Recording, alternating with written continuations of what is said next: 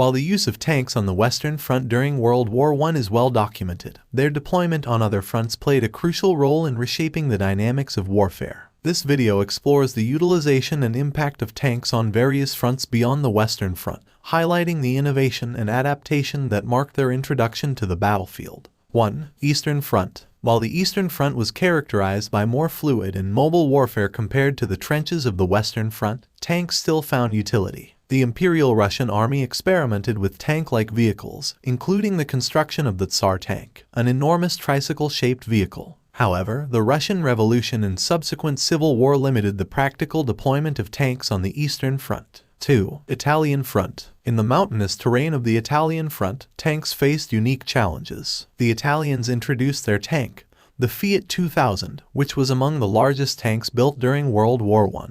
However, the challenging topography and lack of suitable infrastructure limited the effectiveness of tanks in this theater. Despite these limitations, the Italian army continued to experiment with armored vehicles, laying the groundwork for future developments. 3. Palestine Front. In the Middle East, the British Army employed tanks during the Sinai and Palestine campaign against the Ottoman Empire. The Mark I tanks were transported across the challenging desert terrain and played a role in the Battle of Gaza in 1917. Their presence contributed to the success of British offensives, demonstrating the adaptability of tanks to diverse environments. 4. Mesopotamian Front. Tanks were also introduced on the Mesopotamian Front, where British forces faced the Ottoman Empire. The deployment of tanks in this theater aimed to overcome the challenges posed by the harsh desert conditions. Although logistical issues and the novelty of tank warfare presented obstacles, their introduction marked a significant departure from traditional tactics in the region. 5. Eastern Mediterranean Front. On the Eastern Mediterranean Front, including the Gallipoli campaign,